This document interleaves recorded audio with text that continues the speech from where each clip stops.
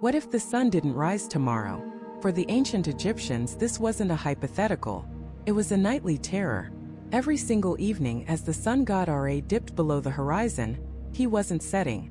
He was descending into a hellish underworld to fight a serpent of pure chaos for the survival of all creation.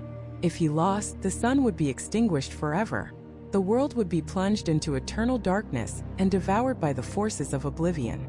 This cosmic battle wasn't just a myth. It was the most important event in the universe, happening every 24 hours, just beyond the veil of our perception. This nightly war for existence was waged by just one of the incredible powers that ruled over ancient Egypt. This wasn't a gentle pantheon of benevolent deities. It was a divine battlefield, a hierarchy of gods and goddesses wielding powers that could shatter stars, resurrect the dead, and rewrite reality itself. They were forces of nature, cosmic judges, and immortal warriors locked in a timeless struggle for supremacy.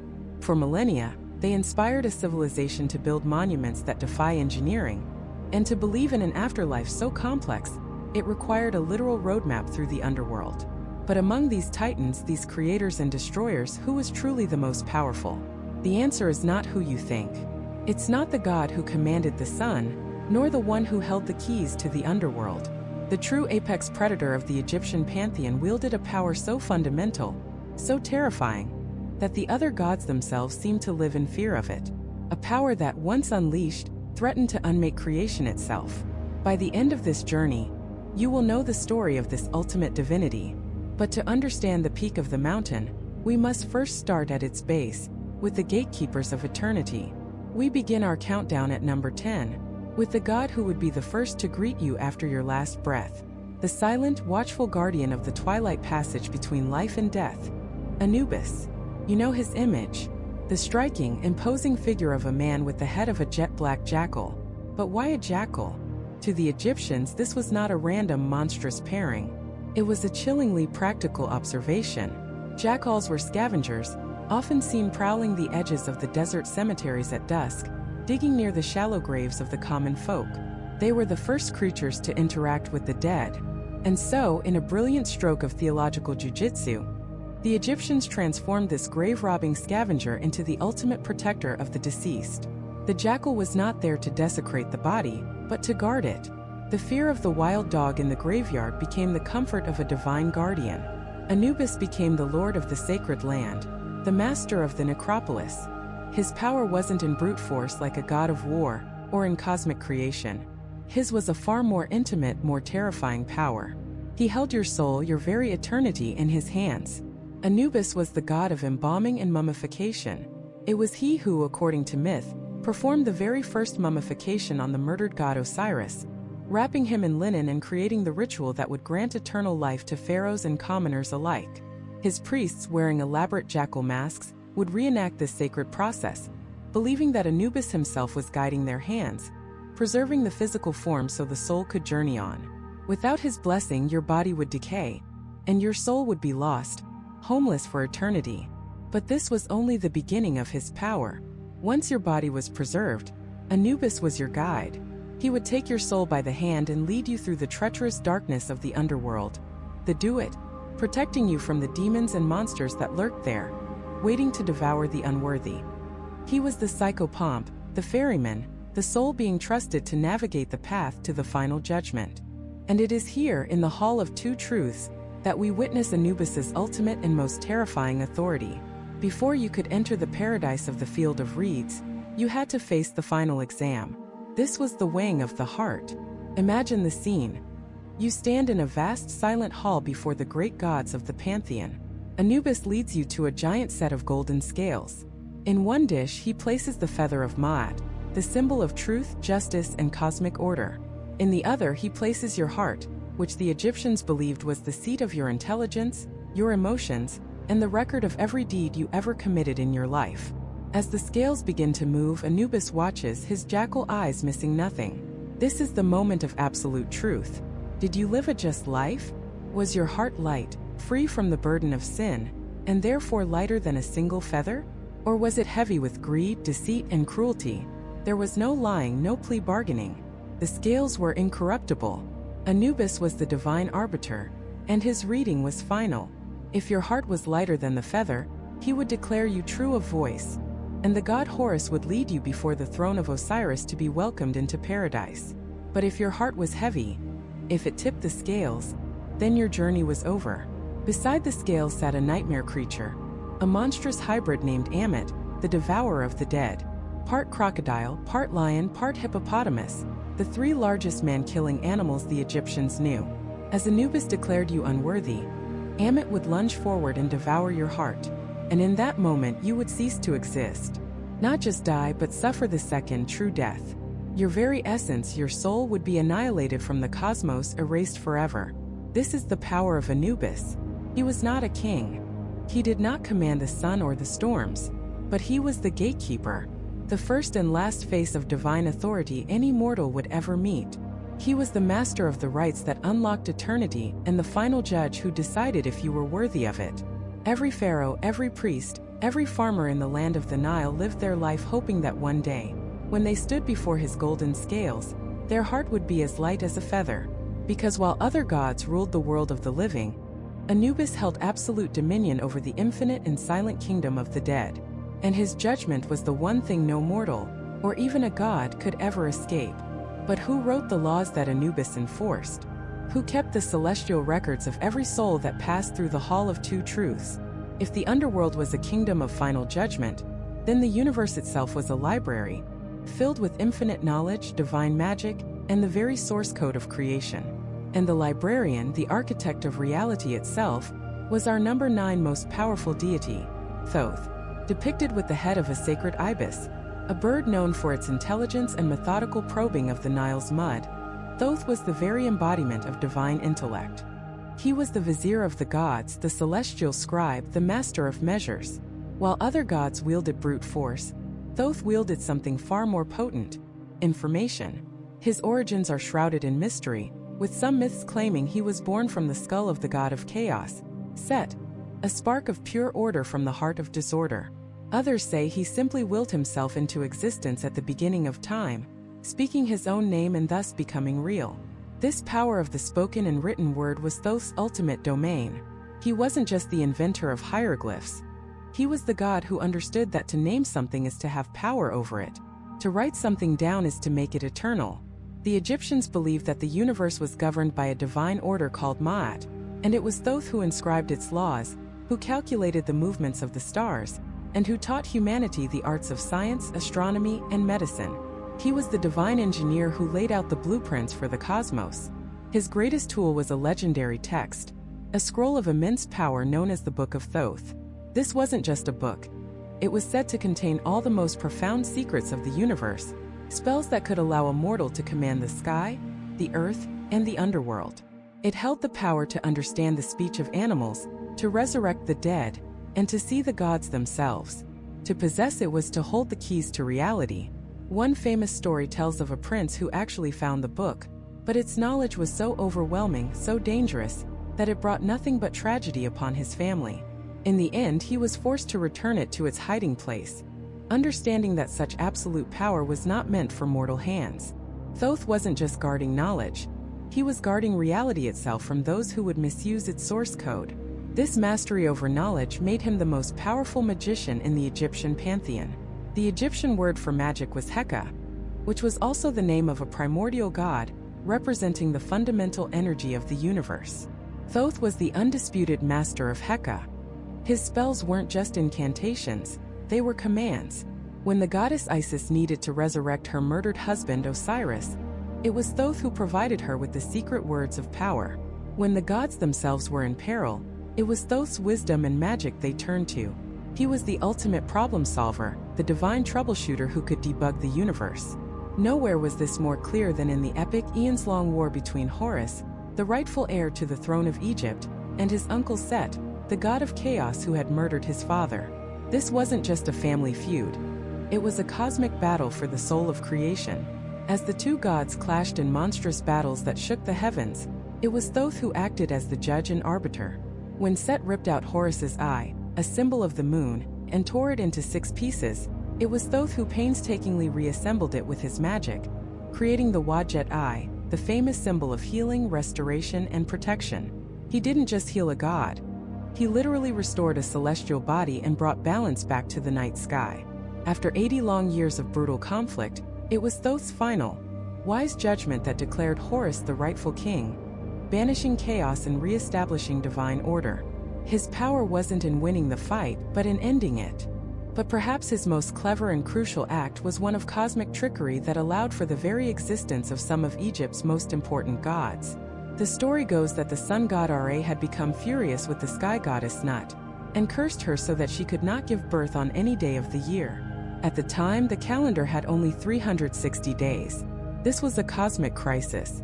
The future gods Osiris, Isis, Set, and Nephthys were trapped, unable to be born. So Thoth, the master of calculation and games, challenged the moon god Khonsu to a game of Senet, an ancient Egyptian board game. Thoth wagered that if he won, he could claim a portion of the moon's light. Game after game, Thoth's divine intellect outmaneuvered his opponent. He won so consistently that he managed to gather enough moonlight to create 5 brand new days, which he added to the end of the 360-day calendar. Since these 5 days were not part of the original year, they were not covered by Ra's curse. And on each of these days, Nut was able to give birth to one of her children. Thoth didn't break Ra's law. He found a loophole in the fabric of time itself. He literally created time to solve an unsolvable problem, securing the future of the entire pantheon through sheer cleverness. So while other gods represented the sun, the earth, or the raging storm, Thoth represented the silent, unstoppable power of intellect. He was the divine mind, the cosmic consciousness that observed, recorded, and understood everything. Without him, there would be no history, no science, no magic, no law. The pyramids could not have been built, the stars could not have been charted, and the story of the gods themselves would have been lost to time. He proved that true power isn't always about the strength of your sword arm, but the sharpness of your mind. But for all of Thoth's wisdom and cosmic balance, there was another power, a force of raw, untamed, and terrifying nature.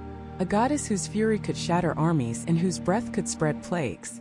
A being who represented the sun's most destructive, vengeful, and inescapable heat. She was the weapon of the gods, an instrument of divine retribution so ferocious that even the other deities feared to invoke her name. She is our number 8, and she was known as the Eye of Ra. And if Sekhmet was the vengeful Eye of Ra, our number 7 was his mind, his voice, his very thoughts given form. He was the god who didn't need to shatter mountains with his fists, because he could unwrite the laws of reality with a flick of his pen. This was Thoth, the ibis-headed master of knowledge, magic, and the cosmic order. His power wasn't the roaring fire of the sun. It was the quiet, unstoppable force of intellect. In fact, it was Thoth who ultimately saved humanity from Sekhmet's rampage. When the other gods failed to calm the bloodthirsty lioness, Ra turned to his vizier, the divine architect of wisdom. Thoth didn't challenge Sekhmet to a fight. That would be like trying to punch a hurricane. Instead, he used his supreme intelligence. He orchestrated a plan to dye thousands of jars of beer with red ochre and pomegranate juice, making it look like a vast lake of human blood. When Sekhmet, drunk on slaughter, came upon the lake, she greedily drank it all. She became so intoxicated that she fell into a deep sleep for 3 days, her rage finally quenched. When she awoke, her bloodlust was gone, and she was transformed into the gentle, benevolent goddess Hathor. Thoth didn't defeat destruction with more destruction. He defeated it with cunning. He outthought a force of nature. That was Thoth's domain. He was the inventor of hieroglyphs, the very concept of writing. Think about that for a second. In a world governed by magic and divine utterances, the one who creates the system to record those utterances, to give them permanence and power, becomes a gatekeeper to reality itself. He was the scribe of the gods, sitting at the right hand of Ra, recording every judgment, every decree, every secret of the universe. He was the author of the legendary Book of Thoth, a scroll said to contain spells so potent they could allow a mortal to challenge the gods themselves. His knowledge wasn't just passive, it was active. It was a weapon. In the constant cosmic battle between order and chaos, Thoth was the ultimate arbiter. When Horus and Set fought for the throne of Egypt, it was Thoth who healed Horus's wounded eye with his own saliva, and it was Thoth who presided over their trials, ensuring that divine law was upheld. And most critically, his power extended beyond the realm of the living. When a soul journeyed into the afterlife, they faced the final judgment, the weighing of the heart.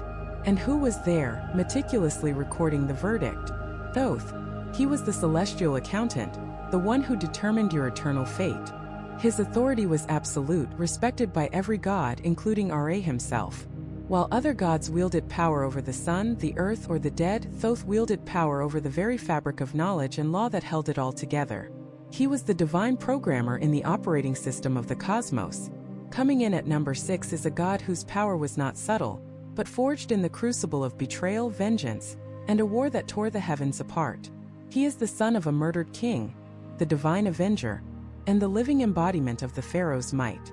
He is the falcon god, whose eyes were the sun and the moon. He is Horus. To understand the power of Horus, you have to understand his story, which is the foundational epic of Egyptian civilization. It begins with the idyllic reign of his father Osiris, who was treacherously murdered and dismembered by his own brother, the chaotic god Set. Horus's mother, the powerful goddess Isis, gathered the pieces of her husband and, through her immense magic, conceived a son with his resurrected form, Horus. From his very conception, Horus was a symbol of impossible hope, a miracle born from death and devotion. He was hidden away in the papyrus swamps of the Nile Delta, protected by his mother from the murderous rage of his uncle Set, who now ruled Egypt as a tyrant. But Horus was destined for more than a life in hiding. He was the rightful heir. As he grew into a powerful young god, he emerged to challenge Set for the throne, sparking a divine war that lasted for 80 brutal years. This wasn't just a family squabble. It was a cosmic struggle between Ma'at, divine order, truth and justice, represented by Horus, and Isfet, chaos, violence and deception, embodied by Set. Their battles were legendary. They transformed into giant beasts, fought with spears of divine light, and tore at each other across the sands of Egypt. In one of their most famous confrontations, Set ripped out Horus's left eye, the moon, tore it into 6 pieces and scattered them. Thoth, the god of wisdom, painstakingly found the pieces and magically reassembled the eye, creating the famous Udjat, or the Eye of Horus. This wasn't just a healed wound. It became one of the most powerful protective symbols in all of ancient Egypt, a ward against evil, a symbol of restoration, and a sign of Horus's incredible resilience.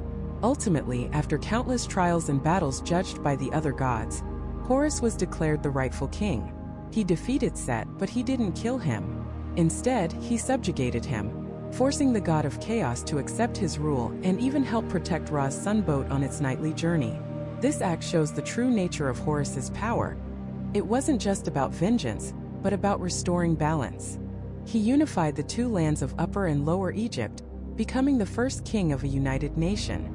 From that moment on, every single pharaoh of Egypt was considered the living incarnation of Horus on earth. They were not just kings, they were gods walking among mortals. Horus's power, therefore, was the absolute, divinely sanctioned authority to rule. It was the power of legitimacy, the might of a unified kingdom, and the sacred duty to uphold cosmic order against the ever-present threat of chaos. He was the protector of the living, the king of the gods, and the master of the earthly realm. But while Horus ruled the living, our number 5 commanded an empire infinitely larger. He was the god who had already died, and in doing so, achieved a power that no living king could ever hope to match. He was the silent, solemn ruler of the underworld, the judge of every soul, and the promise of eternal life. He is the Green Man, the first mummy, the lord of the afterlife. He is Osiris. Osiris's power is one of the most profound and terrifying in the Egyptian pantheon, because it deals with the one thing that every mortal, and even the gods, must eventually face: death. His story begins not with war but with peace.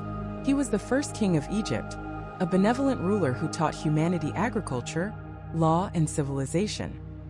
He was beloved by all, except for his jealous brother Set. Consumed by envy, Set tricked Osiris into a beautifully crafted chest, sealed it shut with molten lead, and threw it into the Nile.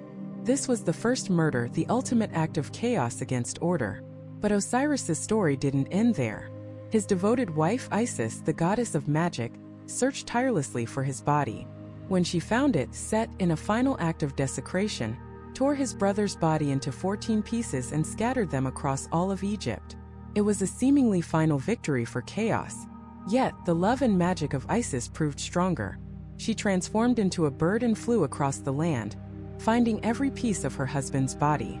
With the help of Anubis and Thoth, she painstakingly reassembled Osiris, wrapped him in linen bandages, and performed the first ever ritual of mummification. She then used her powerful magic to breathe life back into his body, just long enough to conceive their son, Horus. This act of resurrection is the source of Osiris's immense power, but he did not return to the world of the living. He couldn't. He had crossed a threshold from which there was no true return. Instead, he descended into the Duat, the Egyptian underworld, and became its undisputed king. He transformed the terrifying, unknown void of death into a structured kingdom, a place of judgment and potential rebirth. Every single Egyptian, from the lowest farmer to the pharaoh himself, believed that upon death, they would stand before Osiris in the Hall of Two Truths. It would be Osiris who would oversee the weighing of the heart, who would pass the final sentence. He held the keys to their eternity. A favorable judgment from Osiris meant an eternity in the field of reeds, a perfect, heavenly reflection of Egypt. An unfavorable judgment meant being devoured by the monster Ammit, your soul ceasing to exist forever. Think of the sheer scale of that power. Horus was the king of the living, but his kingdom was temporary for every one of his subjects. Osiris was the king of the dead, a kingdom that every single human being would eventually enter and never leave. His power was the power over hope itself. He was the ultimate symbol that death was not an end, but a transition. He was the promise of resurrection, the guarantee that order could be reestablished even after the most horrific acts of chaos. In a civilization obsessed with the afterlife, the god who ruled that realm, who held your immortal soul in his hands, was one of the most powerful beings imaginable. And that being, of course, was Osiris, the green-skinned king, the silent judge, the promise of life after death. To understand the power of Osiris, you can't just see him as the god of the dead. You have to understand that he was once the god of the living. He was the first king of Egypt, a legendary pharaoh who taught humanity agriculture, law, and civilization. He was beloved, a bringer of order and prosperity, and like all great kings in epic stories, he had a brother who festered with jealousy. That brother was Set, the god of chaos, deserts, and storms. While Osiris cultivated the fertile black lands of the Nile, Set ruled the barren red desert. He saw his brother's kingdom, saw the love the people had for him, and he was consumed by a venomous envy. So Set, the master of deceit, hatched a plan. He commissioned a magnificent chest, an ornate sarcophagus made of the finest cedar and inlaid with gold and silver, built to the exact measurements of Osiris.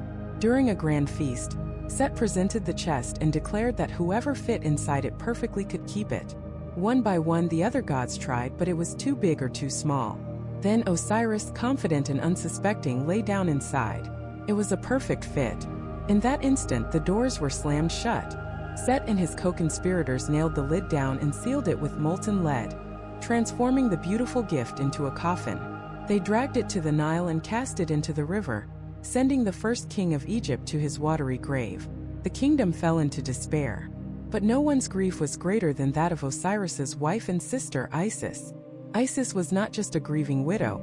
She was a goddess of immense magical power. She refused to accept her husband's fate.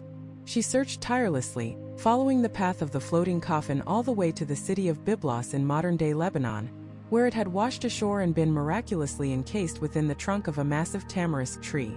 The tree was so magnificent that the local king had it cut down and made into a pillar for his palace, with Osiris still inside.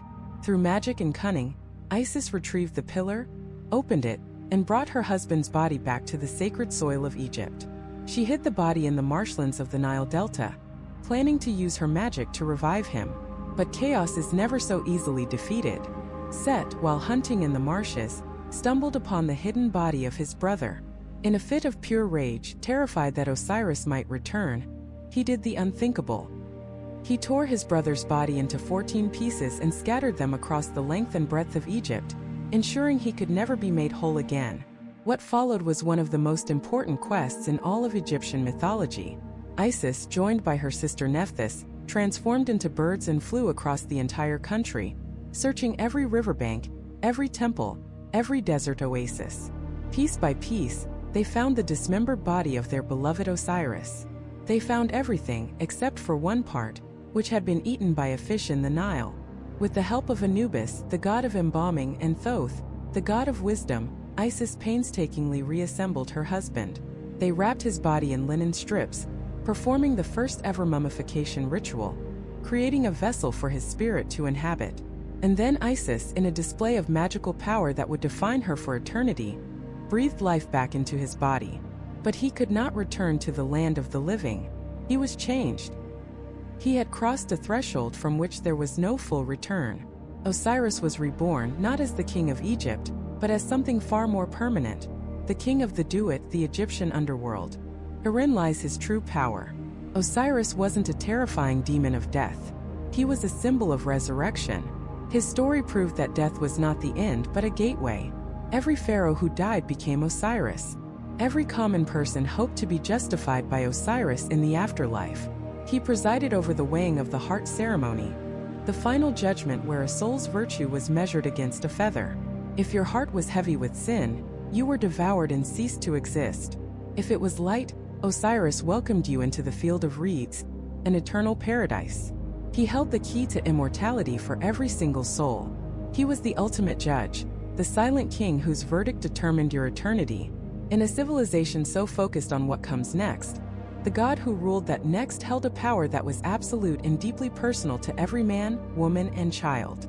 But Osiris didn't come back on his own. He needed help. The mummification, the spells, the ritual. It was a complex process requiring immense knowledge. The god who provided that knowledge, the one who wrote the spells that brought a dead god back to life, was our number 6. He is the divine archivist, the celestial librarian, the master of magic and inventor of writing itself. He is Thoth. If the Egyptian pantheon were a royal court, Thoth would not be the king or the general. He would be the grand vizier, the brilliant strategist, the one whose intelligence keeps the entire kingdom running. Depicted with the head of an ibis, a bird known for its meticulous way of probing the mud for food, Thoth was the embodiment of precision, knowledge, and divine wisdom. The Egyptians believed he created himself through the power of language, that he simply spoke himself into existence. And with language, he gave humanity its greatest tool, writing. He invented the hieroglyphs, which the Egyptians called Midu Netjer, or the words of the gods. This wasn't just a way to record grain harvests. It was a sacred magical act. To write something down was to give it permanence, to make it real. The spells in the Book of the Dead that guided souls past monsters and through the underworld? Those were the words of Thoth. The inscriptions on temple walls that maintained the cosmic order? The work of Thoth. He was the scribe of the gods, recording every major event, every divine judgment. In the final weighing of the heart, while Osiris presided as judge and Anubis worked the scales, it was Thoth who stood by with his palette and pen, recording the verdict that would seal a soul's fate. He was the universe's bookkeeper, and nothing escaped his notice. His power wasn't in brute strength but in intellect. When Horus and Set were locked in their epic, 80-year battle for the throne of Egypt, it was Thoth who acted as the impartial judge, the divine arbiter who helped settle the dispute and ensure order was restored. He was a healer, credited with reattaching Horus's eye after Set tore it out, creating the powerful symbol of the Eye of Horus. He was a master of magic, a sorcerer whose knowledge was unparalleled. Legend spoke of the Book of Thoth, a sacred text he authored that supposedly contained all the secrets of the universe, spells to understand the speech of animals, to charm the heavens and the earth, and even the power to raise the dead. The book was said to be so powerful that it was hidden away, with terrible curses laid upon anyone who dared to seek it. One story tells of a prince who found the book, only to be haunted by visions and have his family taken from him by tragedy until he returned the artifact to its watery tomb, wrapped in layers upon layers of magical protection. The idea that there was a single being who possessed a user's manual for reality itself is staggering. Thoth was also a god of cycles and measurement. As a lunar deity, he was responsible for the moon's journey across the sky, and in doing so he measured time, creating the 365-day calendar that formed the backbone of Egyptian society. He was the master of law, mathematics, astronomy, and medicine. Every scribe who ever put a reed brush to papyrus was his servant. Every architect who designed a pyramid was using his principles. His power was quiet, pervasive, and absolutely fundamental. Without Thoth, there is no history. There are no pyramids. There is no Book of the Dead. The entire intellectual and spiritual infrastructure of ancient Egypt rests on the shoulders of this ibis-headed god of knowledge. He may not have been the loudest or the most fearsome, but in a cosmic game of chess, Thoth was the grandmaster, seeing every possible move and knowing the rules better than anyone else because he was the one who wrote them down. But for all his wisdom and magic, for all of Osiris's command over the afterlife, their power was still largely bound to the earth and the underworld. They were pillars of civilization and salvation, but they were not the sun. They were not the raw, untamed, life-giving fire that blazed in the sky every single day. The ultimate source of all energy, the being from which the pharaohs themselves claimed direct descent, was a different entity entirely. The god who sailed across the sky in a golden barge, battling the serpent of chaos every single night to ensure the dawn would come again. His name is Ra, the sun god, the king of the gods, and in many ways the single most important deity in the entire Egyptian pantheon. While Adam may have been the self-created origin point, it was Ra who took that raw, chaotic potential and forged it into a structured, functioning cosmos. He was not just a god. He was the living, breathing embodiment of light, warmth, and life itself. Every single day, the ancient Egyptians witnessed his power firsthand. They saw him born at dawn in the east, a young god named Khepri, symbolized by the scarab beetle rolling the sun disk like a ball of dung, an emblem of spontaneous creation. They watched him ascend to his zenith at noon, the mighty falcon-headed Ra in his full, unblenting glory, sailing across the celestial river in his great sun barge, the Manjet. And as evening approached, they saw him transform into the old, wise Adam, descending into the western horizon to begin the most perilous journey of all. Because for Ra, the setting of the sun wasn't a time for rest. It was a declaration of war. The moment he dipped below the horizon, he entered the Duat, the Egyptian underworld, a realm of terrifying demons and cosmic horrors. Here, he switched from his day boat to his night barge, the Mesektet, and for 12 agonizing hours, representing the 12 hours of the night, he had to navigate a treacherous, monster-filled landscape. His ultimate destination was the deepest, darkest pit of the underworld, and waiting for him there, every single night without fail, was his eternal nemesis, a creature of absolute darkness and non-existence, the great serpent Apep. Apep wasn't just a monster. He was the personification of chaos, the antithesis of all that Ra stood for. His only goal was to swallow the sun barge, kill the sun god, and plunge the universe into eternal darkness and oblivion. The battle that ensued was a cosmic struggle of epic proportions. Aboard Ra's barge were other powerful gods, Set with his mighty strength and Mehen, the coiled serpent god who protected the vessel. They fought with spears and spells to fend off the colossal serpent. This nightly battle was the single most important event in the Egyptian understanding of the universe. If Ra failed even once, the sun would not rise. The world would not be reborn. All of creation would cease to exist. The fact that the sun did rise every morning was proof of Ra's infinite power and his ultimate victory over the forces of chaos. This daily cycle of death and rebirth wasn't just a story. It was the engine that drove the cosmos, and the pharaoh, as Ra's descendant on Earth, was the human guarantor of this cosmic order. But Ra's power wasn't just about raw strength. It was also a source of immense danger. His primary weapon and enforcer was the Eye of Ra, a separate entity that was both a part of him and a goddess in her own right, often identified as Wadjet, Hathor, or most terrifyingly Sekhmet. The story goes that in his old age, humanity began to mock Ra and conspire against him. Enraged by their insolence, Ra plucked his eye from his forehead and sent it down to earth in the form of the lioness goddess Sekhmet, with one simple command: punish mankind. What followed was a massacre of divine proportions. Sekhmet, the Lady of Slaughter, unleashed a bloodthirsty rampage across the land, tearing people apart, her fury insatiable. She reveled in the destruction, and soon Ra realized his mistake. He had intended to teach humanity a lesson, not to wipe them out entirely. But Sekhmet was lost in a bloodlust he could not quell with a simple command. He had to trick her. Ra ordered that thousands of jars of beer be dyed red, to look like blood, and poured out across the fields of Dendra where Sekhmet was raging. The lioness, thinking it was a vast pool of human blood, began to drink greedily. She became so drunk that she passed out, her murderous rage forgotten. When she awoke, her bloodlust was gone, and she transformed into the gentle, loving cow goddess Hathor. This story reveals a profound truth about Ra's power. It was the ultimate force of order, but it contained within it a destructive potential so vast it could unmake his own creation, a power that even he could barely control. And it was this power, contained within his secret true name, that made him the undisputed king. Undisputed, that is, until one goddess decided to challenge him. A goddess whose power wasn't based on solar fire or brute strength, but on something far more subtle, and perhaps far more potent, magic. She understood that true power wasn't just about commanding the sun, but about understanding the fundamental secrets of the universe. She was the master of arcane knowledge, the divine sorceress, the patient, cunning strategist who would stop at nothing to protect her family and secure her legacy. We are talking, of course, about the great goddess Isis.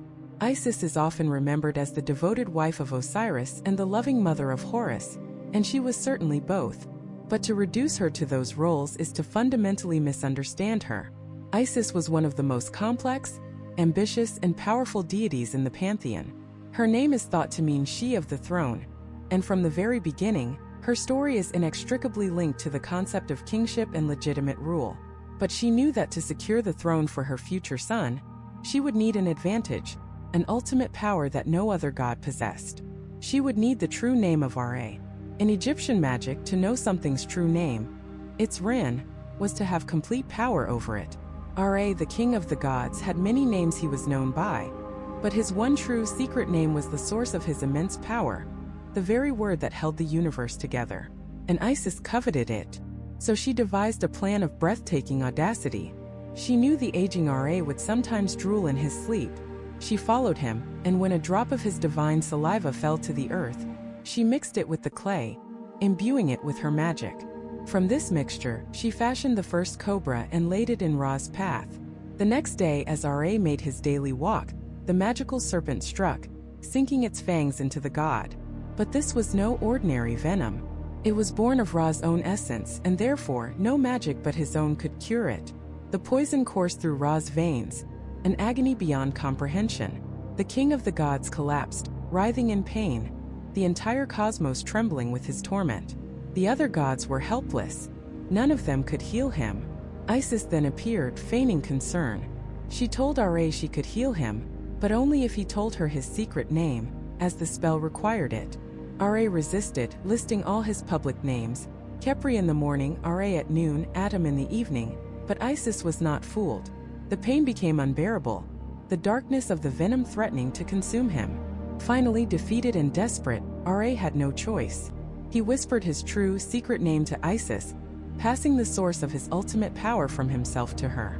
Instantly, Isis healed him, but the balance of power in the heavens had shifted forever. Isis was now his equal in power, a sorceress without peer, armed with the fundamental secret of creation itself. And she would need every ounce of that power for the tragedy that was to come. Her mastery of magic, her unwavering determination, would soon be tested in the most brutal way imaginable. For her beloved husband Osiris was about to be betrayed and murdered by his own brother, his body torn to pieces and scattered across the length of Egypt. It would be Isis, and Isis alone, who would undertake the heartbreaking quest to find every last piece of her murdered husband.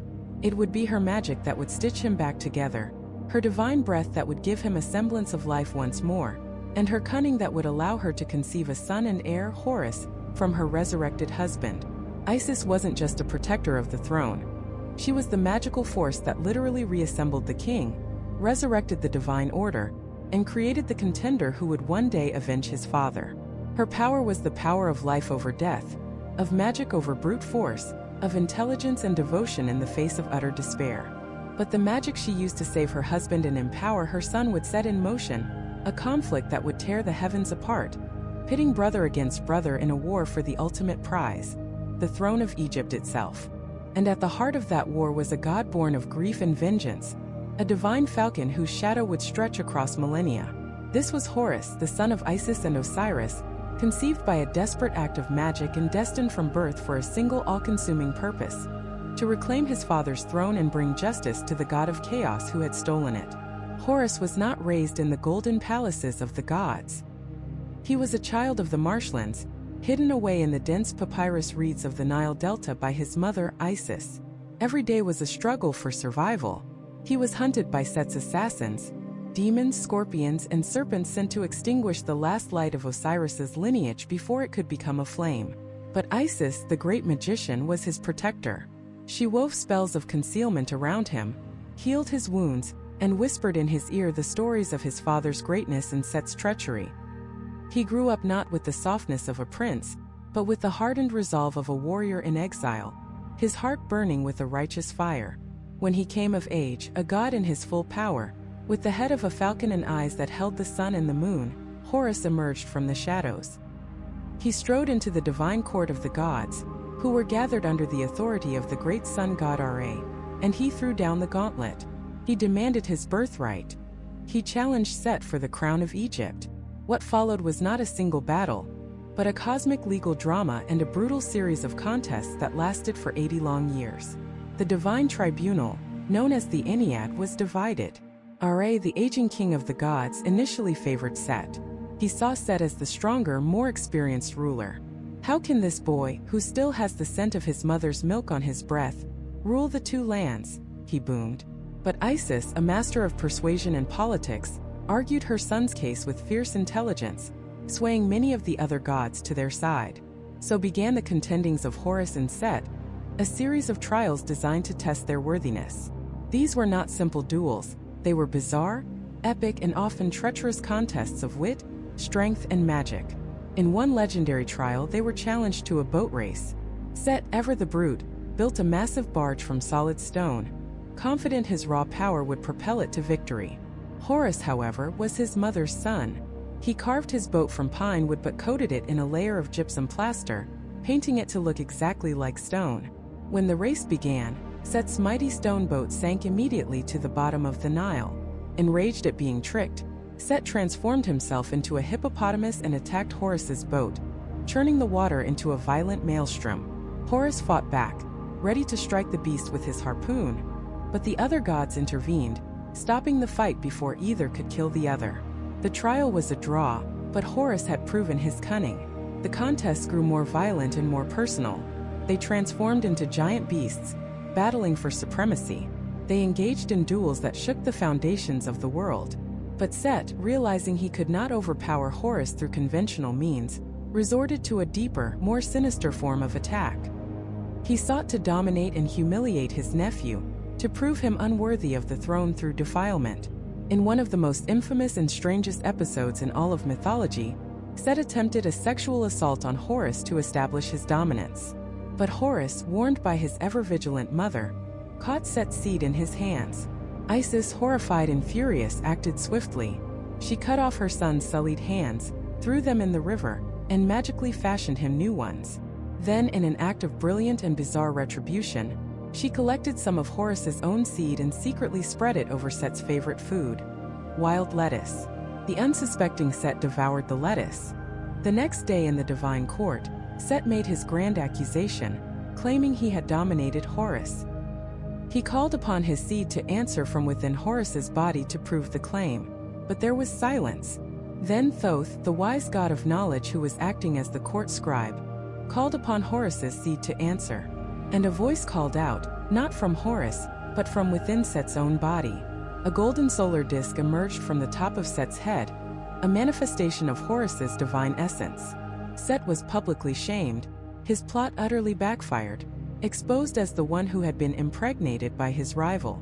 The war had reached its breaking point. Humiliated and enraged beyond all reason, Set demanded one final decisive battle. No more tricks, no more trials. A fight to the finish. In this cataclysmic duel, the two gods unleashed their full terrifying power. The sky screamed as they clashed. And in the heat of battle, Set lunged forward and tore out Horus's left eye. He ripped the eye to shreds, scattering the pieces across the desert. The world was plunged into partial darkness. Horus, blinded and wounded, was on the verge of defeat. But the magic of the cosmos intervened. According to some versions, it was Thoth, the god of wisdom, who searched the world and painstakingly reassembled the shattered eye. In other versions, it was Hathor, the goddess of the sky, who used her magic to restore it with gazelle's milk. The healed eye was no longer just an eye. It was transformed. It became the Udjat, the whole one, the Eye of Horus. It was now a vessel of immense magical power, a symbol of healing, restoration, protection, and sacrifice. Empowered by the restored eye, Horus sought out the spirit of his father, Osiris, in the underworld.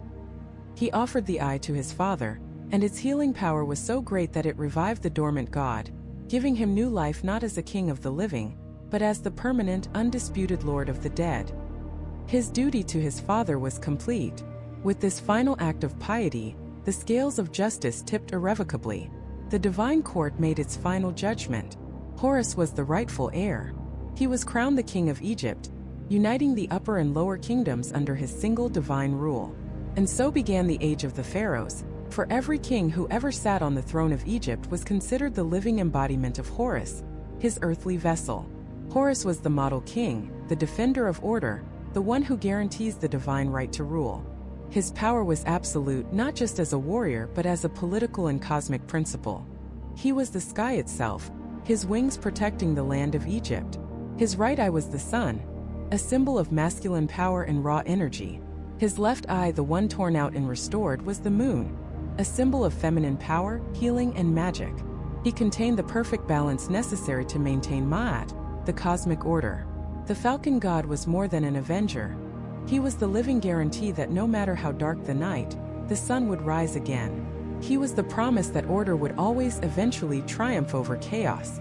Horus represented divine order, the perfect king. But what of the god he defeated? What of the chaos he battled? For in the Egyptian mind, chaos was not simply evil to be destroyed.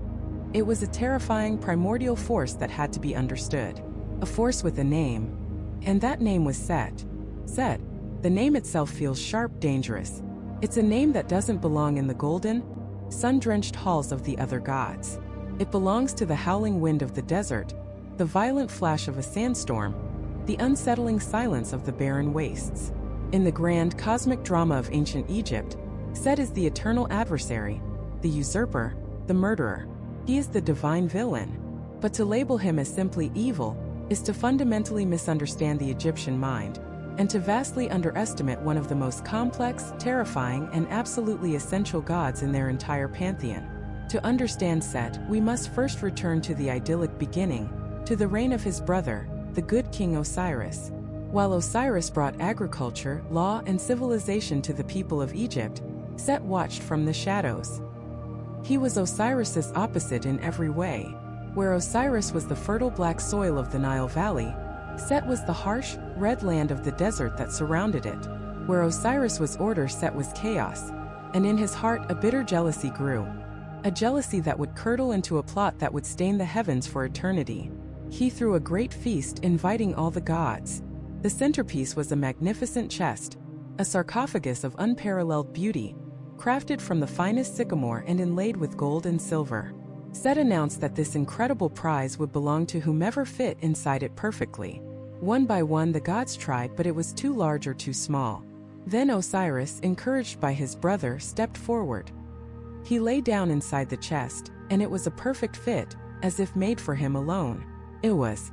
In a flash, Set slammed the heavy lid shut, his co-conspirators bolting it fast. They sealed it with molten lead, transforming the beautiful chest into a coffin, a prison for the living king of the gods. They dragged it to the Nile and cast it into the river, sending the god of life to his death, adrift on the currents. This act alone would cement his reputation as a villain. But Set's cruelty was far from over. After the chest was eventually found by the grieving Isis, Set, in a fit of pure rage, discovered his brother's body. He would not allow Osiris a proper burial, the key to entering the afterlife. Instead, he took his brother's corpse and, in an act of ultimate desecration, tore it into 14 pieces, scattering them across the length and breadth of Egypt. This wasn't just murder. It was an attempt to erase Osiris from existence, to annihilate his soul, to ensure there was nothing left to rule, not even in the land of the dead. It was the ultimate act of Isfet, of chaos against Ma'at, the divine order. And for a time chaos reigned. Set seized the throne of Egypt, and his rule was said to be one of storms, violence, and upheaval. But from that chaos a challenger arose. Horus, the son of Osiris, born to avenge his father. What followed was not a single battle, but a war that raged for 80 long years, the contendings of Horus and Set. This was a divine civil war fought with brute strength, cosmic power and dirty tricks. They transformed into giant hippopotami and battled beneath the Nile, holding their breath for days on end. They tore out each other's eyes. Set, in a particularly vile act of dominance, assaulted Horus. But Horus, through the magic of his mother Isis, caught Set's seed and, in a brilliant act of counter-trickery, placed his own on some lettuce, Set's favorite food. When Set ate it, he unknowingly became impregnated by his nephew. When the case was brought before the divine tribunal of the gods, Set boasted of his dominance over Horus. But when Thoth, the god of wisdom, called forth the seed, it answered not from Horus, but from inside Set's own body, emerging from his forehead as a golden solar disk. It was a complete humiliation. Set was exposed not as the dominant force, but as the one who had been outsmarted and subjugated. The final contest was a boat race. Set, ever the brute, built a massive boat from stone, which of course immediately sank. Horus, the cleverer of the two, built his boat from pine wood but coated it with plaster to look like stone. He easily sailed to victory, and the gods finally declared him the rightful king. So the story ends. The hero wins, the villain is defeated, order is restored. Right? Not in Egypt. Because here is the great paradox of Set. After all this, the murder, the dismemberment, the usurpation, the 80-year war, he wasn't destroyed. He wasn't imprisoned in the depths of the underworld. In fact, he was given a new, crucial, and honorable job. Why? Why would a civilization worship the very force that sought to tear it apart? To understand, you have to look up to the night sky. Every single night, the sun god Ra would begin a perilous journey, sailing his solar barge through the Duat, the Egyptian underworld. This was a realm of monsters and demons, but one stood above them all. Apep, the great serpent of oblivion, a creature of absolute, unmaking darkness whose only goal was to swallow the sun and plunge the cosmos into eternal chaos. Every night, Apep would attack the barge. And every night, standing at the prow of that boat, armed with a spear, was the only god with the raw, violent power and sheer ferocity to repel the serpent of nothingness. That god was Set. Think about what that means. The god of chaos was the ultimate protector of divine order.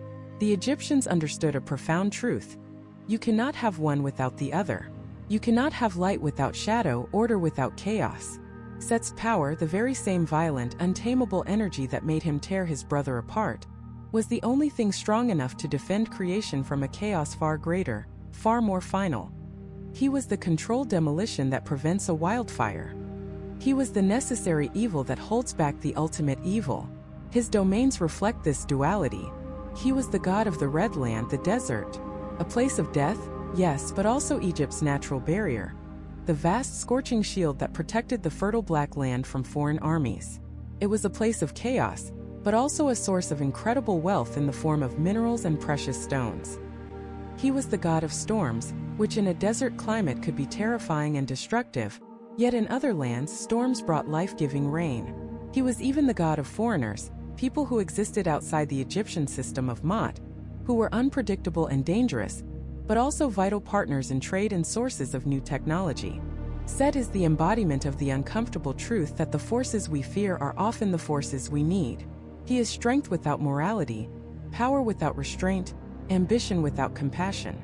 He is the rage that defends the border, the storm that clears the air, the rival that makes you stronger. He forces the other gods and humanity itself to be vigilant, to fight for order, to never take the fragile peace for granted. He is not the opposite of order. He is the whetstone upon which order is sharpened. He lost the throne of Egypt, but in doing so he found his true purpose, to stand on the edge of oblivion and fight. He is the monster who hunts monsters, the eternal outcast who ensures everyone else gets to stay home, safe and sound. He is the God you don't want to pray to, but the God you are incredibly thankful exists. He proves that in the intricate balance of the cosmos, even the god of chaos has his part to play in upholding it. But what of the God who records all of this? The one who judged the contest between Horus and Set, the one who understands the secrets of the universe and holds the very blueprint of creation? For that, we must turn to the God of knowledge itself, the silent, patient master of wisdom. His name is Thoth, and while other gods command armies or the forces of nature, Thoth commands something far more fundamental: reality itself. Depicted as a man with the head of a sacred ibis, A bird known for its long curved beak that probes the mud for hidden sustenance, Thoth is the divine seeker of hidden knowledge. He is not a warrior king brandishing a scepter of power. He is the quiet librarian in the cosmic hall of records, the silent programmer who wrote the source code of the universe. And in ancient Egypt, that made him terrifyingly powerful. Unlike many gods who have complex and often contradictory birth stories, one of the most powerful traditions states that Thoth had no mother or father. He simply was. He spoke his own name, and through that first ultimate act of self-definition, he willed himself into existence. Think about the sheer power in that concept. Before anything else, there was the thought, the word, the idea of Thoth. He is the self-created mind of the universe. His greatest gift to gods and mortals alike was the invention of writing. To our modern minds, this might seem like a simple administrative tool, but to the Egyptians, it was the ultimate form of magic. The hieroglyphs were not just symbols for sounds, they were midu neter, the very words of the gods. To write something down was to give it a fixed, permanent existence. To know the name of a thing was to have power over it. Thoth, by inventing the script, gave the Egyptians the ability to capture reality, to make a spell permanent, to record a king's name so that he may live forever. He didn't just give them an alphabet. He gave them the keys to immortality and the power to command the forces of the cosmos. This power was concentrated in the legendary Book of Thoth. This was not a book you could check out from the Great Library of Alexandria. This was a mythical scroll, said to be written by the god's own hand, containing all the secrets of the universe. It held spells that would allow a reader to understand the speech of animals, to witness the gods themselves, and even to resurrect the dead. But such knowledge came at a terrible price. There is a chilling story of a prince, Seton Kamwes, a son of Ramesses the Great, who became obsessed with finding this book. He learned it was hidden at the bottom of the Nile near Coptos, locked in a series of nested chests guarded by eternal serpents. Undeterred, Seton battled his way to the artifact. There, he found the ghosts of its previous owners, who warned him of the terrible curse that came with it. They told him how they had read the book, and as a result, the gods had struck down their entire family, and they were forced to take their own lives. Seton, blinded by ambition, ignored their warnings. He took the book, and for a brief time he was the most knowledgeable man on earth. But the curse began its work. He fell in love with a beautiful, mysterious woman named Tabubu, who was in fact a phantom sent by the gods. She manipulated him, demanding he give her all his wealth and possessions. Then, in a final horrific act of devotion, she demanded he kill his own children, to prove they would not stand between him and her. In his enchanted state, Seton agreed. He brought their bodies before the pharaoh, a broken man. Only then did the phantom vanish, revealing the horrible truth. He had been tricked. He raced home to find his children alive, the entire ordeal a brutal divine lesson. In utter terror and shame, Seton returned the Book of Thoth to its watery grave, understanding at last that the knowledge of the gods was not meant for mortals. This story reveals the nature of Thoth's power. It isn't just knowledge, it's dangerous knowledge. It's the understanding that some secrets are powerful enough to unravel a person's entire reality. But Thoth wasn't just a keeper of secrets. He was the master of order. He was the one who calculated the heavens, who plotted the course of the moon and stars.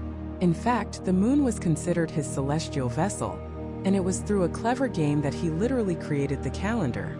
The story goes that the sky goddess, Nut, was cursed by Ra, who decreed she could not give birth on any day of the year, which at that time was only 360 days long. Distraught, Nut turned to the cleverest of all gods, Thoth. Thoth went to the moon god, Khonsu, and challenged him to a game of Senet, an ancient Egyptian board game. The stakes were high, moonlight itself. Thoth, the master strategist, played game after game, and he won every single time. He won just enough moonlight from Khonsu, 1/72 of his light, to create 5 brand new days. These 5 days were not part of the original year, so they were outside of Ra's curse. And on these 5 epigomenal days, Nut was able to give birth to her 5 famous children: Osiris, Horus the Elder, Set, Isis, and Nephthys. With a single act of cunning, Thoth not only established the 365-day calendar that we still use as a basis today, but he also enabled the birth of the most important generation of gods in the entire Egyptian pantheon. He didn't just measure time, he created it. His role as a divine arbiter was unparalleled. When Horus and Set were locked in their epic, 80-year struggle for the throne of Egypt, a conflict that threatened to tear the cosmos apart, who did the gods turn to for a final judgment? They turned to Thoth. He was the impartial judge, the one whose wisdom was so profound that even the most powerful and prideful gods had to respect his verdict. He was the voice of reason in an age of chaos. But perhaps his most critical role came at the end of a person's life. In the Hall of Two Truths, when a soul's heart was weighed against the feather of Ma'at, the feather of truth, Thoth stood beside the scales. He was not Anubis who guided the soul, nor was he Osiris, who delivered the final sentence. He was the divine scribe, the celestial court clerk. With his reed pen and palette, he observed the balance with his unerring eye. He was the one who recorded the result. He was the one whose writing made the verdict official and eternal. Imagine the scene. The fate of your everlasting soul hangs in the balance. The great gods of the underworld are watching, and standing there, silent and focused, is the ibis-headed god.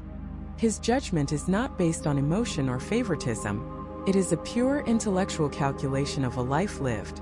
His script is final. It is his word that sends you to the eternal paradise of the field of reeds, or to the jaws of the devourer Ammit. This is the true nature of Thoth's power. It is quiet, patient, and absolute.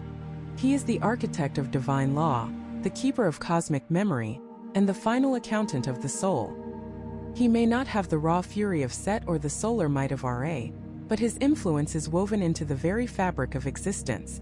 He is the mind of the pantheon, the silent force that ensures the universe doesn't just exist, but that it makes sense. Thoth holds the blueprint of creation, the laws that govern the gods, and the final record of every mortal life. But a blueprint is useless without an engine. A law is meaningless without a source of power to enforce it.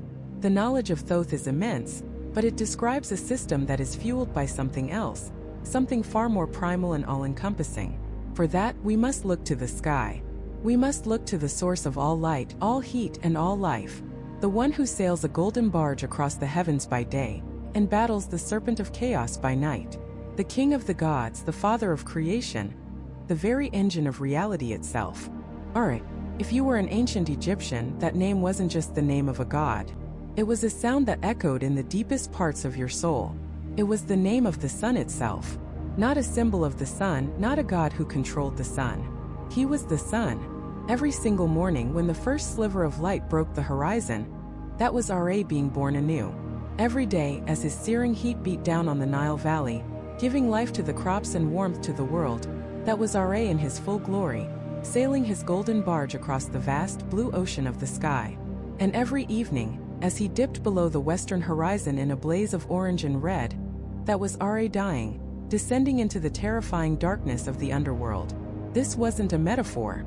To the Egyptians, this was the literal, observable daily cycle of cosmic life, death, and rebirth. Ra's power wasn't some abstract concept you had to take on faith. You could feel it on your skin. You could see it with your own eyes. His power was the difference between a bountiful harvest and a devastating famine. It was the difference between light and a terrifying, all-consuming darkness. He was the ultimate source, the creator god who brought himself into being out of the primordial waters of chaos, and then from himself brought forth all the other gods and eventually humanity. But his power wasn't just given. It had to be fought for. Every single night. Imagine the universe as a fragile bubble of order, light, and life, floating in an infinite ocean of chaos, darkness, and non-existence. That chaos had a name and a form. Apep, the great serpent. Apep was an immense, demonic snake, leagues long, whose roar could shake the underworld to its foundations. He wasn't just evil. He was the personification of nothingness. His one single goal was to swallow Ra's solar barge and plunge the entire cosmos back into the eternal darkness from which it came. So every night, as Ra sailed his barge through the 12 hours of the underworld, he wasn't just on a journey. He was a general on a warpath. The souls of the righteous dead and a host of other gods like Seth, the god of chaos himself, ironically stood guard on the barge, their spears ready. They would face legions of demons, navigate lakes of fire, and pass through gates guarded by serpents. But the main event, the nightly title fight for the fate of all existence, was against Apep. The serpent would try to hypnotize Ra and his crew with its malevolent gaze. It would try to trap the barge on hidden sandbanks in the river of darkness. And finally it would attack, its massive jaws lunging to devour the sun. The battle was cataclysmic. The Egyptians believed that the roars and struggles from this nightly war were the cause of earthquakes and thunderstorms. And every morning when the sun rose, it wasn't just a new day. It was a victory. It was proof that Ra had once again vanquished the forces of oblivion, that he had successfully navigated the underworld and been reborn, ready to give life to the world for one more day. The entire civilization exhaled a collective sigh of relief.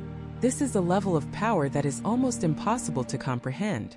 The continued existence of reality itself depended on Ra's personal strength and endurance, night after night, for eternity. The Egyptians didn't just worship him. They felt a duty to help him. Priests in temples would perform complex rituals, chanting spells and curses against Apep, creating wax figures of the serpent and destroying them in fire, all to lend their magical strength to Ra in his nightly battle. They were active participants in the preservation of the universe. And because Ra was the sun, he saw everything. He was the ultimate divine judge, the upholder of Ma'at, of truth, order, and cosmic balance. His light exposed all secrets. But this all-powerful, all-seeing creator was not without his darker side. He was not a gentle, benevolent grandfather figure. He was a king, and his wrath was as scorching as the midday sun. There is a terrifying story from the Book of the Heavenly Cow, where an aging Ra learns that humanity is plotting and speaking against him. They see him as old and weak. Enraged by their betrayal, Ra convenes a council of the gods and decides to do the unthinkable. He will unleash his own power to annihilate his creation.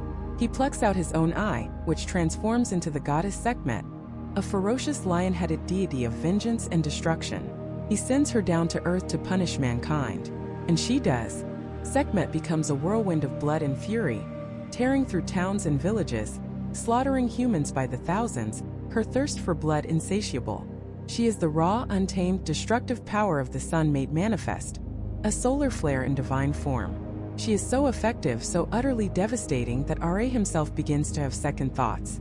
He wanted to punish humanity, not exterminate them.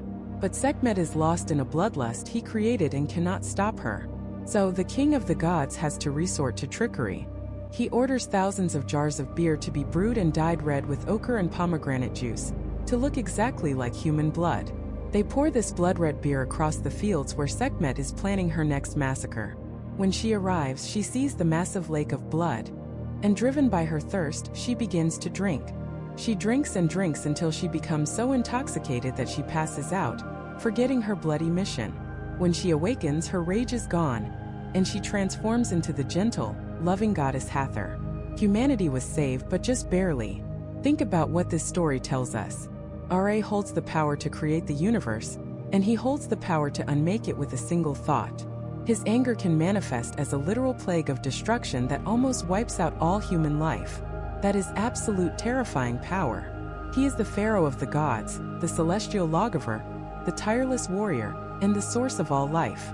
His cult was one of the most powerful and enduring in all of Egyptian history, centered in the great city of Heliopolis, the city of the sun. So, if Ra, the creator of all, the king of the gods, the sun itself, the being whose nightly battle against non-existence allows reality to continue, if he is only number 2 on our list, then who or what could possibly be number 1? What power could be greater than the engine of creation? What force could be more fundamental than the sun in the sky? The answer lies not in a single defined being, but in a concept so vast, so mysterious, and so all-encompassing that it eventually absorbed Ra himself, becoming the ultimate expression of divine power in the Egyptian mind. A hidden, unknowable force that was not just the king of the gods, but the very soul of the cosmos. And so, if Ammonius is the hidden one, the very breath and soul of the cosmos, what then is the body? What is the substance from which that soul, and all other souls, were born? To find the single most powerful force in the Egyptian universe, we have to go back. Back before the first sunrise, before the first pyramid, before the first thought was ever formed in the mind of a god. We have to go back to the beginning, when there was no beginning. There was only darkness. A silent, limitless, churning ocean of nothingness. An infinite abyss of inert, watery chaos. This was not a god in the way we understand it. It had no personality, no agenda, no desire. It was a state of being, or rather non-being. It was the potential for everything and the reality of nothing. This primordial ocean was called Nun, and it is the #1 most powerful entity in Egyptian mythology. Now you might be thinking, how can a formless, mindless ocean be more powerful than Osiris, the king of the gods? More powerful than Isis, the mistress of magic? More powerful than Osiris, the lord of eternity? The answer is simple. Because every single one of them, without exception, came from Nun. Nun is the source code of reality. It is the unmanifested raw material from which the gods themselves were sculpted. The ancient Egyptians believed that before creation, there was only Nun. Then, out of this endless chaotic water, the first act of will occurred. Thought a stirring. And from the depths of Nun, the first dry land emerged. A single primordial mound known as the Benben. It was the first solid thing in the universe, a beachhead of order in an ocean of chaos. And on this mound, the first god willed himself into existence. This was Adam, the All-Father, who would soon become inseparable from Ra. He was born from Nun alone. He looked around and saw only the dark, swirling waters of his parent Nun. And so, through an act of sheer creative will, he brought forth the first divine pair. Shu, the god of air, and Tefnut, the goddess of moisture. From them came Geb, the earth, and Nut, the sky. And from Geb and Nut came the gods who would dominate our list. Osiris, Isis, Set, and Nephthys. Every single deity, every pharaoh, every human, every animal, every grain of sand on the desert. All of it can trace its lineage back to that first moment when order emerged from the chaos of Nun. Nun didn't just give birth to the universe. Nun is the universe in its unformed state. It is the ultimate source of all matter and all energy. The power of Ra to command the sun is a borrowed power, drawn from the infinite well of Nun. The magic of Isis is a borrowed power, a way of manipulating the laws that were first laid down when the Benben rose from Nun. But Nun's power isn't just in its past act of creation. It's in its constant looming presence. The Egyptians didn't see creation as a one-time event. They saw it as a fragile, ongoing struggle. The ordered world, what they called Ma'at, was a tiny protected bubble. And surrounding this bubble, always pressing in, always threatening to reclaim it, was the limitless chaos of Nun. Every night, when Ra sailed his solar bark through the underworld, he wasn't just fighting monsters like Apep. He was sailing back through the primordial waters of Nun itself. Apep, that great serpent of chaos, was seen as a child of Nun, a physical manifestation of the universe's desire to collapse back into its original, formless state. Every sunrise was a victory, a reaffirmation that order had survived another night against the crushing pressure of non-existence. The annual flooding of the Nile was a powerful, tangible reminder of this. The Egyptians saw the floodwaters, which brought both life-giving silt and destructive potential, as a small, controlled echo of Nun bursting into their world. It was a taste of the creative and destructive power that lay just beyond the veil of reality. They believed that at the end of time the world would dissolve. The gods would die, the sun would go out, and everything would be swallowed back into the silent, dark waters of Nun, to wait until the cycle began anew. This is the ultimate power. It's not the power to rule, but the power to be. It is the power of the source. Nun has no need for a throne, for it is the foundation upon which all thrones are built. It has no need for a crown, for all crowns are made of matter that was once part of it. It has no need for worshippers because worship itself is an act of order, a concept that is foreign to its chaotic nature. All the other gods on this list wield power within the created world. They are actors on the stage. But Nun is the stage itself, the theater, the backstage, and the void outside. It is the Alpha and the Omega, the beginning and the end. The power of the gods was a constant struggle to maintain their own existence against the entropy of the cosmos. Their rituals, their battles, their very thoughts were all part of a grand cosmic effort to keep the waters of Nun at bay. So while Osiris may have sat on the throne as the undisputed king, he was a king ruling a kingdom built on the shore of an infinite, unknowable, and ultimately unconquerable ocean. An ocean that had birthed him, and an ocean that would one day, inevitably, reclaim him. From the fearsome protector of mothers Taurit to the wise and meticulous Thoth, from the formidable warrior Sekhmet to the loving embrace of Hathor, from the eternal judgment of Anubis and Osiris to the masterful magic of Isis, from the raw power of the sun god Ra to the hidden, all-encompassing soul of Ammonius, we have journeyed through a pantheon of unimaginable power. But in the end, we find that they are all children of a force far greater, far older and far more fundamental. A power so absolute that it has no name, only a description. The primordial abyss. The uncreated creator. The source of all things and their final destination. The silent, dark, and eternal waters of none.